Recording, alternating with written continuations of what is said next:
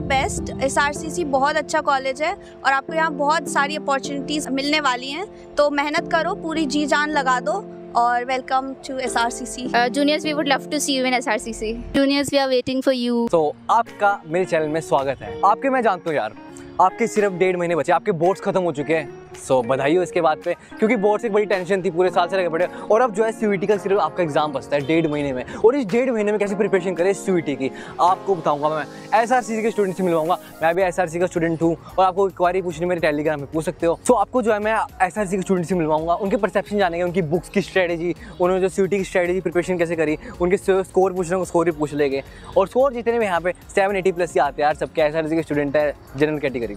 उनकी preparation strategy, उन्होंने पूरा साल कैसे मेहनत करी है और लास्ट के 1.5-2 महीने में CUET की प्रिपरेशन कैसे करी, उनसे बुक्स के बारे में पूछेंगे, कोई उन्होंने अगर कोचिंग ली हो कोचिंग के बारे में पूछेंगे, उनसे जो भी सवाल हो गए पूछेंगे। और अगर आपके भी सवाल है तो कमेंट सेक्शन में डाल देना। तो आज शुरू करते हैं स्पीड। सर जूनियर हो गए बच्चे जिन्होंने अब तक प्रिपरेशन शुरू भी नहीं की होगी, थोड़ी बहुत की होगी बोर्ड्स के लेवल पे, तो अब 1.5 महीना पड़े, आप इनको क्या सजेशन देना चाहोगे इस 1.5 महीने में कैसे पूरी प्रिपरेशन कर पाए और अच्छा स्कोर आ पाए ताकि SRCC में एडमिशन हो जाए अपना? तो अब जिन बच्चों के पास 1.5 महीना बचा है उनको मैं ये सजेशन देना चाहूँगा कि आपने जो 1 साल 12th में पढ़ा है, आप पहले अपना बेस स्ट्रॉन्ग करें। आप ये देखें कि आपने क्या क्या अपने कॉन्सेप्ट पढ़े हैं, उन कॉन्सेप्ट को आप स्ट्रॉन्ग करें। उसके बाद में आप ऑब्जेक्टिव क्वेश्चंस को ट्राई करें, जो कि आपके पास 1.5 महीना है। 1.5 महीने में ऑब्जेक्टिव क्वेश्चंस ट्राई कर सकते हैं। और बाकी आपका जो 12th का बेस है उसी के बेस पर सारे क्वेश्चन होंगे। आप चाहें तो CUET की बुक से पढ़ सकते हैं, आप चाहें तो यूट्यूब से भी पढ़ सकते हैं। तो आप इस चीज़ पर फोकस रखिए कि आपने जो 12th में पढ़ा है आपके सारे कॉन्सेप्ट क्लियर हों। फर्स्ट ऑफ ऑल मैं कहना चाहूँगी कि 1.5 महीना बचा है, पर अभी भी CUET क्रैक करना पॉसिबल है, आप कर सकते हो। सो डोंट पैनिक, क्योंकि जो आपने 12th में पढ़ा है वही आने वाला है। जस्ट स्टिक टू NCERT और अपनी अप्रोच थोड़ी सी चेंज करो, क्योंकि जो आपने आज तक पढ़ा है वो आपने बोर्ड्स के लिए पढ़ा है, सब्जेक्टिव के लिए पढ़ा है। अब आपको ऑब्जेक्टिव जो एग्जामिनेशन है वो क्रैक करना है, तो स्ट्रेटजी थोड़ी सी चेंज करनी पड़ेगी। तो उस पर फोकस करो और इट इज़ स्टिल पॉसिबल, हो जाएगा। सो गाइस, आप सोच रहे हो कि हमको कहाँ से CUET की प्रिपरेशन करनी चाहिए, हमको कौन सी बुक्स लेनी चाहिए, कैसे करनी चाहिए। मैं आपके लिए काफ़ी अच्छी बुक लेके आऊँ। मैं आपको रिकमेंड कर दूँगा किरण पब्लिकेशन की बुक, जो कि एक बड़ा तगड़ा कॉम्बिनेशन है, 3 चीज़ों का 3-in-1 पीस है। तो इसमें क्या मिलता है आपको, इंग्लिश का मिलता है, प्लस डोमेन सब्जेक्ट का मिलता है, और 3 चीज आपको जनरल टेस्ट का मिल जाता है। ये एक पूरा क्वेश्चन बैंक है, आपको जो है काफ़ी सारे क्वेश्चन मिल जाएगा। MCQs देख लो, 4500 से ज़्यादा MCQs मिल जाएगा आपको आराम से। तो एक पूरा क्वेश्चन बैंक है, हर एक सब्जेक्ट का आपको चैप्टर वाइज जो है आपको मिल जाएगा। आप देख सकते हैं, जैसे बुक को खोलोगे आप इसका इंटरफेस देखोगे, आपको पहले इंग्लिश का दिखेगा, आप सारे चैप्टर्स के आपके जो है MCQs मिल जाएगा आपको, लिटरेरी पैसेज से लेके फिगर ऑफ स्पीच तक आपको समझ जाए। ऐसे आपको डोमेन सब्जेक्ट के मिल जाते हैं, accountancy, business eco and maths. And last में जो हमारा जनरल टेस्ट है उसमें भी आपको काफ़ी सारे जो लॉजिकल रीजनिंग, क्वांटिटेटिव रीजनिंग, आपको सारे MCQs मिल जाएंगे। तो इसी के साथ हम दूसरी बुक की बात करते हैं। ये है दूसरी बुक, जो कि एक पूरा एक सैम्पल पेपर बुक है। इसमें आप देख सकते हैं, आप ये भी 3-in-1 है, आप देख सकते हैं सभी सब्जेक्ट है आपको 3-in-1 में, और ये इनके सेट्स है, आपको इतने सारे सेट्स पे आपको देखने मिल जाएगा सब्जेक्ट के। और इसके साथ एक और कमाल की चीज़ ये है कि आपको एक कूपन कोड मिलता है, आप देख सकते हैं। इसको स्क्रैच करोगे, ये स्टेप्स आपको फॉलो करते हैं, आपको जो है free online mock test paper मिल जाएगा CBT मोड में, जो कि एग्जाम उस पर ही होना है। तो इन बुक्स का लिंक जो आपको डिस्क्रिप्शन में मिल जाएगा, जाके चेकआउट जरूर कर लेना। और इसी के साथ हम वीडियो को कंटिन्यू रखते हैं। टाइम मैनेजमेंट कैसे कराना सिखाओगे कि कैसे अपने 1.5 महीने को यूटिलाइज करें अच्छी तरह, ताकि हमारा CUET स्कोर जो काफ़ी अच्छा आ जाए, 800 में से 780+ तक आ जाए, ताकि हम SRCC में एडमिशन हो जाए इन बच्चों का। टाइम मैनेजमेंट के लिए मैं सबसे पहले ये कहना चाहूँगी कि आपको सबसे ज़्यादा ऑब्जेक्टिव पर फोकस करना है। सब्जेक्टिव चीज़ें पढ़ने की इतनी ज़्यादा ज़रूरत नहीं है और बहुत ही क्लियर कंसाइज सिलेबस है, तो stick to the syllabus and objective questions पे ज़्यादा फोकस करो।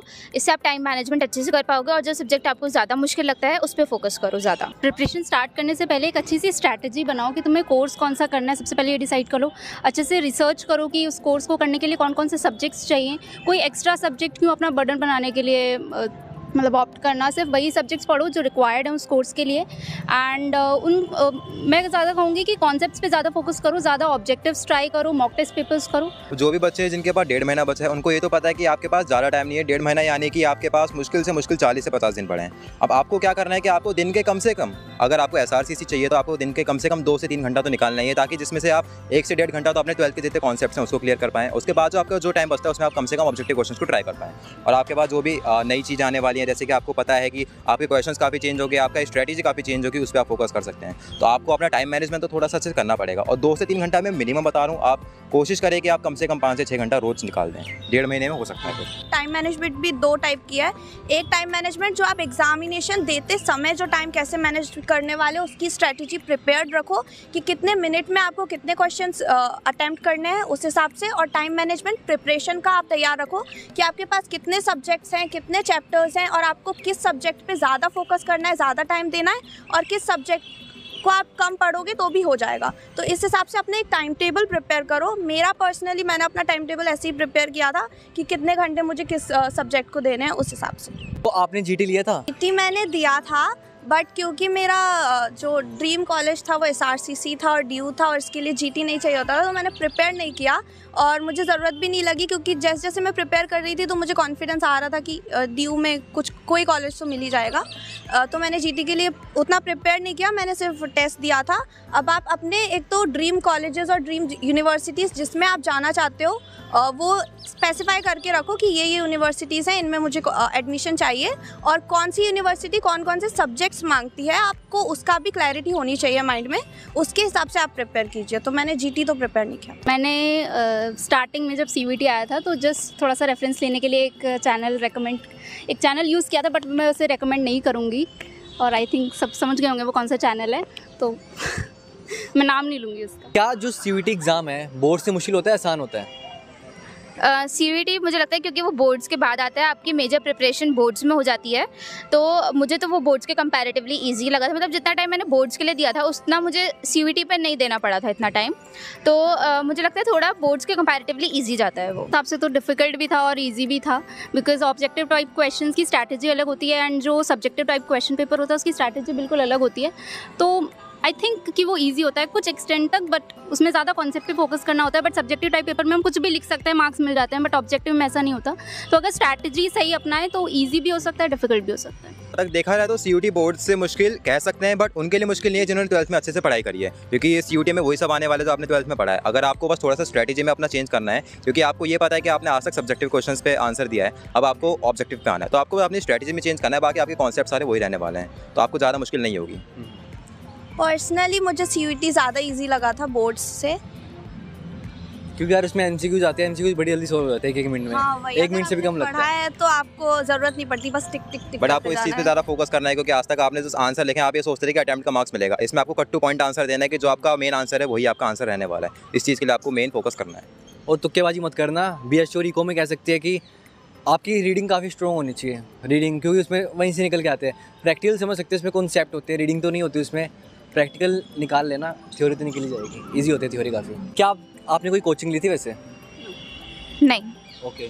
क्या रिकमेंड करना चाहोगे बच्चे ले या कोचिंग, या खुद से हो जाएगा सेल्फ से?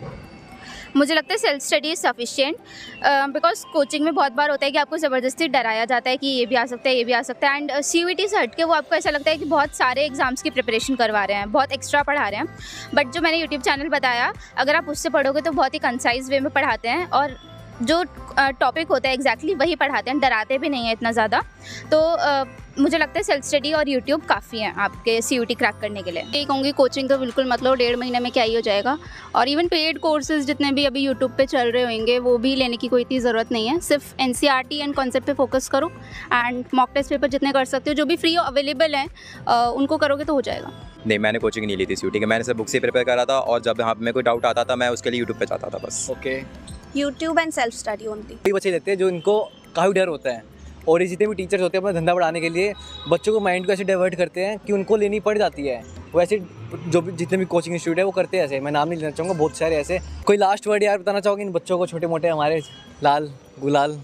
तो जो हमारे देश के लाल दुलाल हैं उनको मैं यही कहना चाहूँगा कि आपका SRCC में स्वागत है, आप पूरी मेहनत करें, आप SRCC में ज़रूर आ सकते हैं। SRCC की एक नाम बना हुआ है कि SRCC माना बहुत मुश्किल है, लेकिन अगर आपने हार्ड वर्क किया आप ज़रूर आ सकते हैं, कोई मुश्किल नहीं है। तो मैं कहना चाहूँगी कि गिव योर बेस्ट। SRCC बहुत अच्छा कॉलेज है और आपको यहाँ बहुत सारी अपॉर्चुनिटीज़ मिलने वाली हैं, तो मेहनत करो, पूरी जी जान लगा दो, और welcome to SRCC। Juniors we would love to see you in SRCC। Juniors we are waiting for you. SRCC is a brand name यार, ब्रांड है। यहाँ पे सिर्फ SRCC के स्टूडेंट ही नहीं, स्कूल के भी स्टूडेंट आते हैं, बाहर जाके SRCC का लोगो लगा वहाँ जाके फ़ोटो खिंचवाते हैं, सेल्फी लेते हैं, जहाँ से फ़ोटो खिंचवाते हैं। सो ये ब्रांड है, सेलिब्रिटी है हमारा SRCC ब्रांड है एक, तो इसकी इज्जत करो। को भी आना है तो यार आपको सेक्रीफाइस तो करना पड़ेगा बहुत कुछ 1.5 महीने में। तो wish you all the best and advance में आपको कंग्रेचुलेशन जो भी आ रहे हैं, और जिस दिन आप आओगे उस दिन वीडियो जरूर बनाएंगे हम साथ में, आपको लेके फीचर करेंगे आपको भी। सो कोई अगर डाउट है तो आप पूछ लेना कमेंट सेक्शन में, या टेलीग्राम में भी पूछ सकते हो। सो इसी के साथ मिलते हैं नेक्स्ट वीडियो में। Thank you for watching, till then